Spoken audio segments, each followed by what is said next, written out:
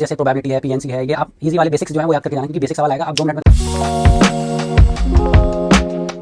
देखो यार, अब कैट हो चुका है और मैं समझता हूँ कि 2-4 दिन हो गए रिस्पॉन्स शीट को आए हुए भी, तो जो गम में डूबे हुए होंगे वो थोड़ा मूव ऑन करो यार, अब टाइम नहीं है ये सब करने का। अब स्नैप आ रहा है यार, अपना एग्जाम आ रहा है, वो इंपॉर्टेंट एग्जाम है, उसमें अच्छे कॉलेजेस हैं, SIBM पुणे है, SCMHRD है, दोनों अच्छे कॉलेज हैं, जिसमें SIBM तो बहुत अच्छा कॉलेज है। ऑलमोस्ट सारी कंपनीज जो ब्लैक आई में आती हैं वो आती हैं उधर, अच्छी अच्छी companies, BCG, Ben, Pidilite, PNG, ये सब आती हैं। और देखो SIBM के लिए यार आपको 98 प्लस चाहिए, जो last year I think 42.5 plus marks पे बनी थी, तो उससे आपको कॉल तो आ जाएगी। और लास्ट ईयर यार मेरी अच्छी रही थी, मतलब 99.85 बैठी थी और ऑलमोस्ट करीब 7 मार्क्स का डिफरेंस था जिससे कॉल आई है और मेरे स्कोर में, तो काफ़ी आप समझ लो कि मुझे काफ़ी लीड मिल गई थी। और पता है सबसे अच्छी बात यह है कि इसका जो वेटेज होता है फाइनल कंपोजिट स्कोर में तो 50% होता है, तो आपको इसको लाइटली नहीं लेना है। देखो आपकी कॉल आ जाएगी 98 प्लस पे, लेकिन आपको कन्वर्जन में काफ़ी हेल्प मिल जाएगी क्योंकि आपका स्कोर यहाँ पे काफ़ी अच्छा होगा। अब देखो इसका पैटर्न देख लेते हैं, इसमें 3 सेक्शंस होते हैं, एक जनरल इंग्लिश का होता है, एक लॉजिकल रीजनिंग और एक अपना क्वांट्स होता है। वैसे सिमिलर पैटर्न होता है, बट इसके क्वेश्चंस जो आते हैं वो काफ़ी डिफरेंट आते हैं कैट से। देखो जनरल इंग्लिश में तो मेजरली वोकैब के, ग्रामर के, फिल इन द ब्लैंक्स, इस तरीके के क्वेश्चंस आते हैं, वो आप कर लोगे। मैं अभी बताता हूँ क्या क्या करना है उसके लिए। लॉजिकल रीजनिंग में syllogism, clocks and calendars, critical reasoning, इस तरीके के क्वेश्चंस आते हैं। और अपना क्वांट्स तो बेसिक अरिथमेटिक हैवी होता है इसमें। और देखो मेजरली तो ये स्पीड बेस्ड एग्जाम है, तो अपने को यार स्पीड बहुत तगड़ी मेंटेन करके रखनी है, मतलब रुकना नहीं है इसमें कि सवाल कर रहे हैं, क्वेश्चन कर रहे हैं, समझ में आ रहा है ठीक है 10 सेकंड में, और नहीं आ रहा तो यार छोड़ो उसको, क्योंकि उसके चक्कर में तुम आगे के जो क्वेश्चन है वो छोड़ दोगे। क्योंकि 1-2 क्वेश्चन से क्या करते हैं इसमें ना, एक आध क्वेश्चन टफ डाल देते हैं। लास्ट ईयर शायद ब्लड रिलेशन का थोड़ा हैवी क्वेश्चन था, तो उसमें अगर आप लग गए तो आपके 1.5-2-2.5 मिनट वेस्ट हो जाएंगे, तो उसके बदले आप करीब 2 क्वेश्चन एक्स्ट्रा कर लोगे, तो उससे बेहतर है कि आपको सिर्फ ईजी क्वेश्चन करने, छोड़ना है भाई। मतलब 60 क्वेश्चन होते हैं, तो इनमें से करीब 4 क्वेश्चन मैं मानता हूँ कि थोड़े ऐसे होते हैं कि यार आपको नहीं करना है वो छोड़ो आपको, लेकिन 56-57 क्वेश्चन करने। लास्ट ईयर मैंने 57 क्वेश्चन करे थे, जिसमें करीब 15 मैंने उसमें कर दिए थे वर्बल में, और उसमें से एक गलत हो गया था, तो 14 सही हो गए थे मेरे। और लॉजिकल रीजनिंग में मैंने 25 में से 24 क्वेश्चन कर लिए थे, जिसमें से मेरे 3 गलत हो गए थे। और क्वांट्स में 20 में से 18 क्वेश्चन कर दिए थे, तो मेरे उसमें 2 गलत हो गए थे, तो 15.5 क्वांट्स में आए थे और 20.25 इसमें आ गए थे लॉजिकल रीजनिंग में, और वर्बल में आ गए थे 13.7, तो टोटल 49.5 बैठ गया था। तो देखो आप देख लो कि इसमें मैंने अटेम्प्ट ऑलमोस्ट पूरा पेपर कर दिया था, 57 क्वेश्चन कर दिए थे। बाकी जो 3 क्वेश्चन छोड़े थे तो आप समझ लो वो उनमें से 2 तो बहुत टफ ही थे, मतलब टफ, बहुत टफ तो नहीं, टाइम कंज्यूमिंग, बहुत टफ तो खैर नहीं थे, इजी थे, आप कर लोगे उसे 2-2.5 मिनट में कर लोगे, बट यार वो वर्थ इट नहीं थे, क्योंकि आपका बाकी क्वेश्चन नहीं होते। अगर मैं उनको करता तो शायद मेरे 52 या 53 अटेम्प्ट ही रहते। देखो अब सेक्शन वाइज बताता हूँ मैं कैसे कैसे करना है। देखो वर्बल पे आते हैं। वर्बल में मैं समझता हूँ कि आपका जो मेजर आता है वो आता है ग्रामर से और आता है वोकैब से। देखो वोकैब तो कितनी ही कर लो आप नहीं कर पाओगे, क्योंकि इतनी बढ़िया कुछ पता नहीं है। तो सबसे इजी क्या होता है, आपने एक बुक का नाम सुना होगा, वर्ड पावर मेड इजी। देखो अभी वो पढ़ने का भी समय नहीं है, तो सीधा उसके लेक्चर्स पढ़ें, 15-20 लेक्चर का बहुत सारी सीरीज़ है यूट्यूब पे बना दिए, तो वो उठाओ और वो पढ़ लो बढ़िया से। उसमें एक्चुअली दिखाया है कि आप जो है वोकैब को कैसे टैकल कर सकते हो, उन वर्ड्स को जो आपको नहीं आते हैं, तो आप वो कर लोगे तो आपकी वोकैब सॉर्ट हो जाएगी। फिर बाकी जो है ग्रामर के लिए आप कोई भी चैनल यूट्यूब से सर्च कर लो यार, बहुत सारे पढ़े हैं, स्नैप के लिए, ग्रामर के लिए बहुत सारे, आप समझ जाओगे, मेजर रूल समझ जाओगे, ताकि आप जो है वो कर पाओ, तो आपका ये वर्बल सॉर्ट हो जाएगा। और देखो लॉजिकल रीजनिंग में मैं आपको बता रहा हूँ कौन कौन से जो ज़्यादा इंपॉर्टेंट है। देखो वैसे तो मैं पूरी लिस्ट लगा दूंगा क्या क्या आता है, बट मेरे हिसाब से जो टॉपिक्स इंपॉर्टेंट है, जिनके ज़्यादा क्वेश्चन आते हैं, वो है क्रिटिकल रीजनिंग, अच्छे से करनी है, बहुत अच्छे से वो आनी चाहिए, और ब्लड रिलेशंस, सिलॉजिज्म भी आने चाहिए आपको, वो भी आते हैं सवाल।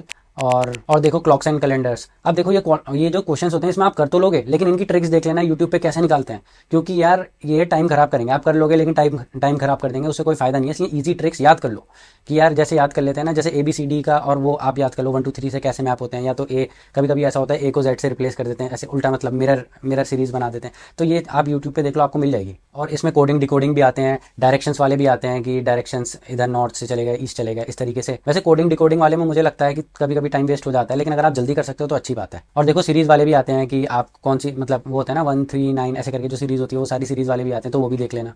तो ये जो टॉपिक्स हैं इसमें से ज़्यादा क्वेश्चन आते हैं, बाकी भी आते हैं, मैं लगा दूंगा अभी वीडियो में। देखो अब क्वांट्स तो यार देखो बच्चा सी आती है, एकदम इजी क्वांट्स आती है, अरिथमेटिक हैवी पेपर आता है, और अरिथमेटिक कर लोगे, बल्कि आप तो कर ही लोगे यार, कैट की तैयारी वाली सब इजी क्वेश्चन आते हैं, लेकिन ये है कि यार जल्दी करना है, कर तो सभी लेंगे, लेकिन जल्दी कौन कर सकता है, ये मैटर करता है। और देखो कुछ टॉपिक्स जैसे प्रोबेबिलिटी है, PNC है, ये आप इजी वाले बेसिक्स जो हैं वो याद करके जाना, क्योंकि बेसिक सवाल आएगा, आप 2 मिनट में कर दोगे।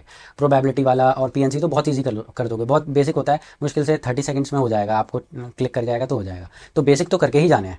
अब इसमें और टॉपिक हैं, लॉग्स हैं, सीक्वेंस एंड सीरीज है, और कोऑर्डिनेट ज्योमेट्री भी आती है इसमें। और देखो कितने मॉक्स लगाने हैं और टाइम कितना कितना देना है। देखो आपको एटलीस्ट 7 मॉक्स लगाने हैं एक पेपर से पहले, जो भी आपका होगा। अब देखो टाइम कम है पहले वाले के लिए, तो उसके लिए तो मॉक्स लगा लो। एक तो जो मैंने आपको टॉपिक्स बताए उनकी वीडियो देख लो यूट्यूब पे, और लगा लो 7-8 मॉक्स लगा लो दिन में यार। 4-4 5-5 मॉक लगाए मैंने इसके। स्नैप तो ईजी होता है, तो आप लगा लो। और देखो यार क्या क्या टाइम देना है इसमें, तो आपको शुरू में 6 मिनट में, शुरू के 6 एट मैक्स 6.5 एट मैक्स 6.5 या 7 मिनट, तो इतने मिनट में आपको अपना वर्बल निपटा देना है जल्दी जल्दी। आ रहा है ठीक है, नहीं आ रहा, अगर जो भी लग रहा है ना लगाओ उसको, आगे बढ़ो, टाइम सोचना ही नहीं है, ज़्यादा समय देना ही नहीं है।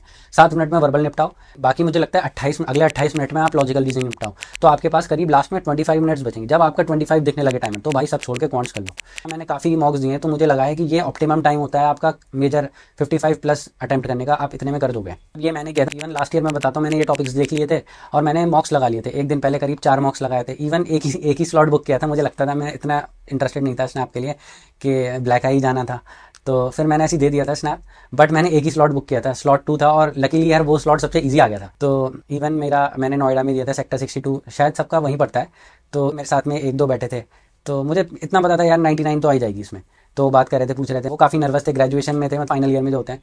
तो मैंने तो उनसे कह दिया था कि देखो आ जाएगी मेरी, और अगर चीटिंग करनी है चीटिंग कर लो, और बट मुझे डिस्टर्ब मत करना, चुपचाप देखते रहना। तो एक बंदे ने देख भी लिया था, अच्छा खासा देख लिया था। अब पता नहीं यार हुआ नहीं हुआ, उसका कॉल आई नहीं आई, ये है। तो यार ओवरऑल देखो ये है कि यार अपने को इसमें रुकना नहीं है, बिल्कुल सोचना नहीं है। अगर 5 सेकंड 10 सेकंड लग रहे हैं तो छोड़ो साले को, आगे बढ़ो, और एटलीस्ट 50 प्लस का टारगेट करना है। क्योंकि यार ला रहे हैं यार बच्चे, शायद लास्ट ईयर का टॉपर 51 पे था, 51 या 52 ऐसे ही कुछ टॉपर था, 100% आइलर। तो ला रहे हैं यार बच्चे, और पॉसिबल है यार, तैयारी है तुम्हारी।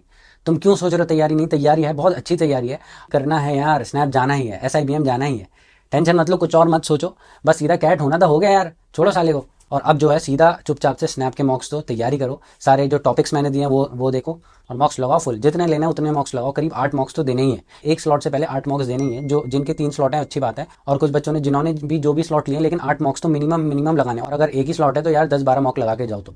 चलो ठीक है भाई, ऑल द बेस्ट, और आई होप कि यार आप सबका SIBM पुणे हो जाए, कन्वर्ट हो जाए, और बढ़िया से अच्छे से MBA करो SIBM पुणे से। चलो बाय।